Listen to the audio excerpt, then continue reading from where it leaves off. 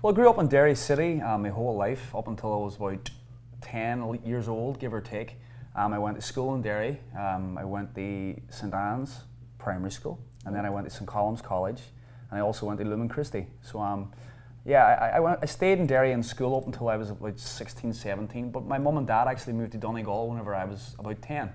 So I had the best of both worlds. I was a city slicker and I was a blow-in in Donegal. I still am a blow-in, but I've lived there my whole life, you know. Right. And of course, Donegal is a place for surfing. That's right. And you're a big surfer. That's right. Oh, tell us about that. Yeah, so it's funny, you know, I've lived here in LA now for like 6.5 years, and even people I know who's big into surfing, then I tell them that I surf in Ireland, the look of shock and horror on their face, they literally go, surf in Ireland, surf. And I'm like, yeah, surf in Ireland, surf.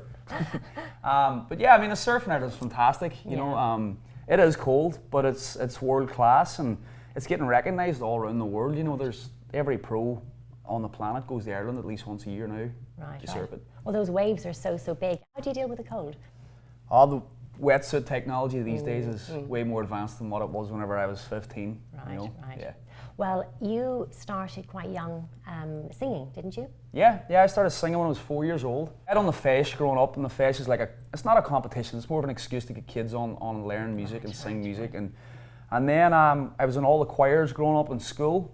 By the time I was 11, I started playing the guitar. And by the time I was 16, 17, I was playing in bars and doing gigs, and the rest is history. Celtic Thunder. How did that come about?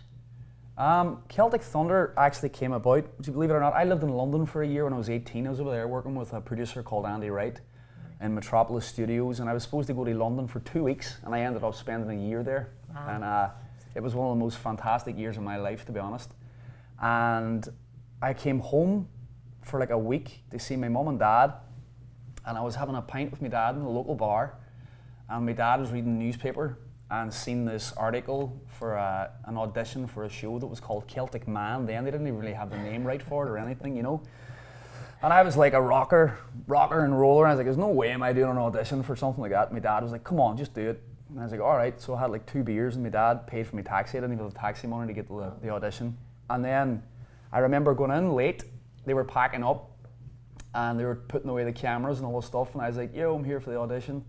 And I sang, I can't even remember what I sang. I think I sang a Paul Brady song, because I just knew it was kind of like Irish, so I just pulled whatever I had out of the bag. Everybody else was probably pretty prepped, but I wasn't prepped.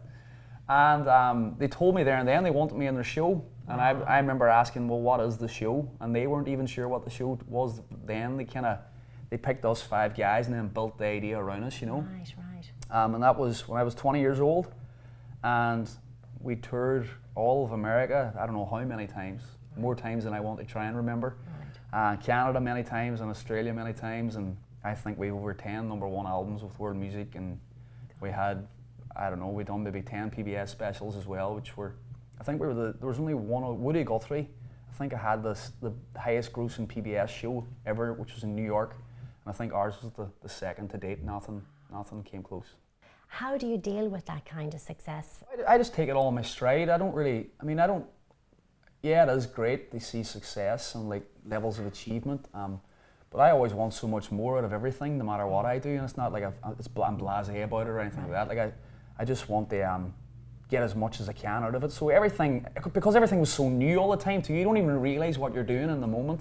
And then when you're actually, it's not until you look back now, you kind of go, well, that was kind of cool. You know, you look at all the things you've done, achieved, and the places you've been, and even just solo stuff, like I've opened up the St. Patrick's Day Parade in New York and sang at the Boston Celtics, the national anthem, St. Patrick's Day for 17,000 people.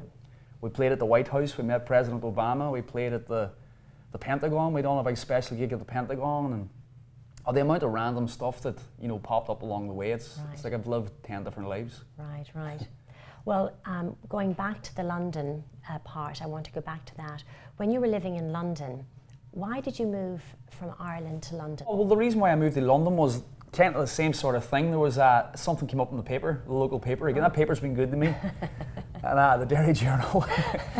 And something came up in the paper, and it was all about win a record contract if you just come and audition. But this was before American Idol or Britain's Got Talent or any of those things, or X Factor. And I went, and at the Nerve Centre was a place where I learned how to play guitar when I was like 15. And there was a guy called Andy Wright, his assistant Gillian, and Gillian's cousin I think was there. And they were like pretty rock and roll, these guys, and I just rocked up as usual and told them I was a singer-songwriter and I had all these songs, and I was only 17. And did you have any songs? I had 2 songs or something like that. I hadn't got any songs at all. Loads of ideas. I had the songs, I just hadn't wrote them yet. And next thing, 2 weeks later, Andy said, hey, we want to bring you over to London and record. Do you want to come? And I was like, of course. And then when I got there, they were in one of the biggest studios in all of London still to date, Metropolis Studios. And at that time, Kate Moss was always there with Baby Shambles and Pete Doherty. And it was a crazy time. You know, I was only like, as I say, I was only 18. Richard Ashcroft was always there, and then all the pop bands from the UK, like the Sugar Babes. And then I remember the first day I was there, Richard Ashcroft was eating a McDonald's next to me at the bar in the studio, and he offered me some of his chips. And I just remember being like, that's one of the coolest things that's ever happened to me. Richard Ashcroft just offered me a fry. That's so funny. London at that time too, the music scene in London at that time was absolutely hopping, you know. And Andy, my friend, who now he's been a really good friend of mine, you know, as I say, I was only supposed to go for 2 weeks. And the next thing, it was a year later, and I was about 2 stone lighter than my body should have been, because I wasn't eating food, I was just partying for a year and playing music. And I remember Andy at one stage, he was like, brother, I really love you, but you need to go home. You need to go home and eat some food. And I was like, I think you're right, Andy, I need to go home. Because about 6 years ago, when I first moved to California, I got signed with, so Verve Records just started again, Universal. And David Foster, who is known as the hitman in the business, David's got nearly, I don't know, like 20 Grammys or something like that. Like a lot of, he's achieved a lot. He's produced everybody from Michael Bublé to Celine Dion to, you know, Andrea Bocelli and all those people. Yes. But David overtook Verve, and I was the first person that they signed on to Verve. So at that time it was a big deal in like the music biz, this kid that David Foster signed, the first signing. And now, how did you get to that point with, they obviously knew you, you already had a name. How did you meet, what was your first meeting with David? I actually met David the night before my 22nd birthday. It just happened to be in LA, and the producer of Celtic Thunder, Sharon Brown, introduced me to him. I was supposed to go and play like a song for him, and I ended up sitting there for like an hour with him playing demos. And I was like, when I think now back how young and green I was like, can I play your piano? And he was like, yeah. And I walked over to the piano, had about 20 Grammys sitting on top. I didn't even play the piano. I was sitting there, wrote a song, played this song. And I think he just liked me, you know. And I remember afterwards, like David's like manager, and he was saying to me, he said, do you realise what you've just, like, know the fact that I played for David Foster? And I remember like eating a burger and fries. I was only 20. I was getting ready to go out that night in LA, and I was like, yeah, cool, man, whatever. He was a nice guy, you know, eating burger. And then whenever David took over Universal, that's how I met him, and that's how I got signed. Right, and of course the record did really, really well, really, really fast, didn't it? Yeah, that record was #1 in world music in Canada and also in America, on pre-sale, even before it went on sale. And I think it reached #1 on iTunes pop charts as well. Right. Yeah. So I left Verve after a while. Verve kind of booked a load of people, and I was like, I just want to do it on my own. Mm-hmm. So I left Verve, and I just decided to go all out on my own. And I funded the whole record myself. I wrote the whole record myself. I went back to my roots. I went over to London, got all my friends, they record on it, got Andy Wright, they produce it. And it was like Mercy Street, it was called. I kind of wrote, the title track's called Mercy. And it's kind of like, you know, the music business is a real hard business, especially today, because musicians don't and should get paid a lot more than what they do, but they don't get paid what they used to. You know, music's been cheapened by a lot of people, I feel. So the song Mercy was kind of asking for the mercy of these record company executives, but at the same time it was ironic because I didn't want their help at all, you know. But yeah, that album, we ended up putting that out through my record company now, the ones that I'm signed to now, Blue Elon. They came to me 2 days before I was going to release it on my own. I had it packaged and ready to go, and I literally told them on an email, and it wasn't even like trying to be rude or brash. I just said, look, I'm releasing this record on Friday. If you want to sign me, you need to sign me this week. Wow.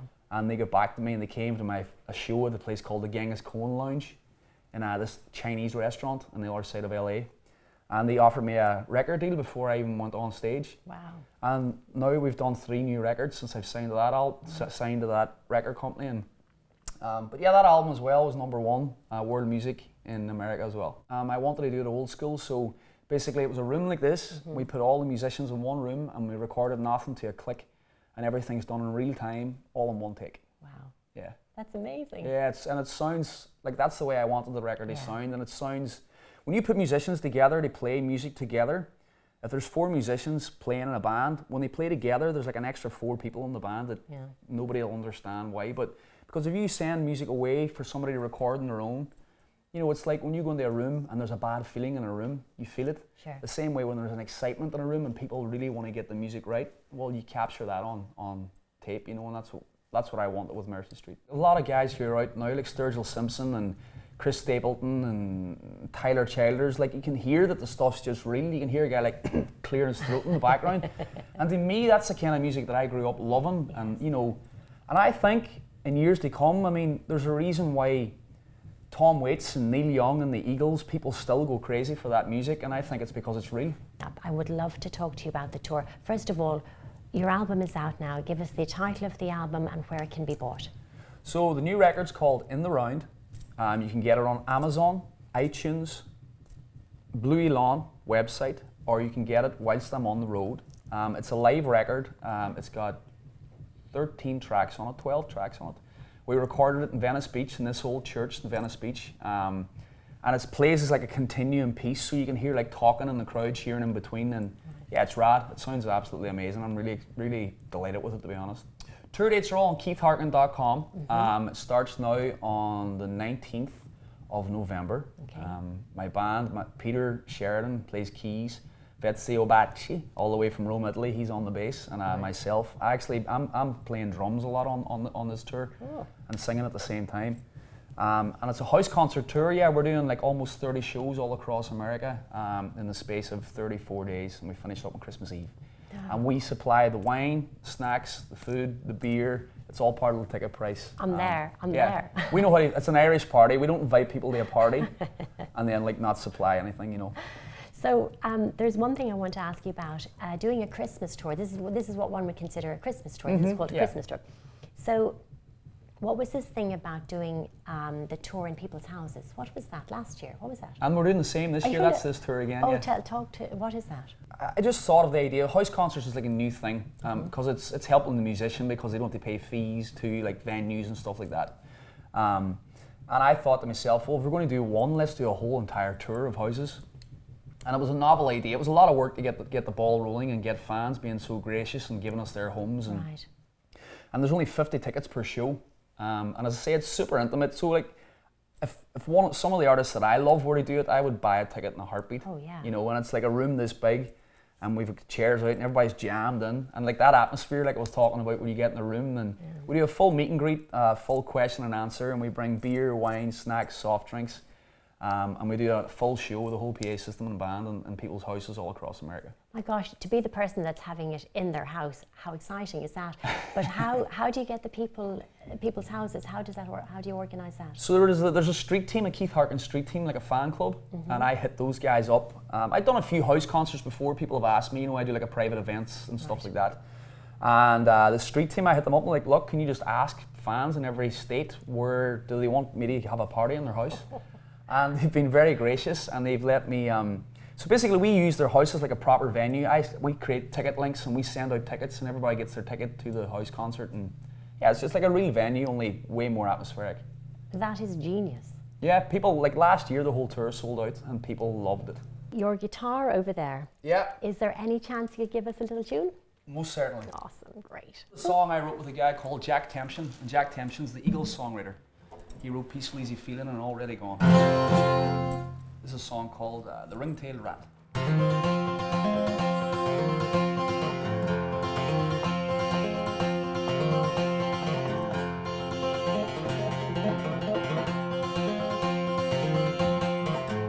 Well, I'm a ring-tailed rat in the captain's hat. I'm a hell of a son of a gun. And I've been everywhere from here to there, every place that's sun to sun. And we never ever tire of the things that we desire, and we need a hell of a lot.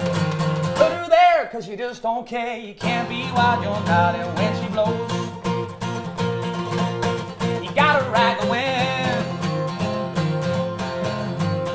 Look, I'll steal your wife and I'll take your life and I'll drink everything inside.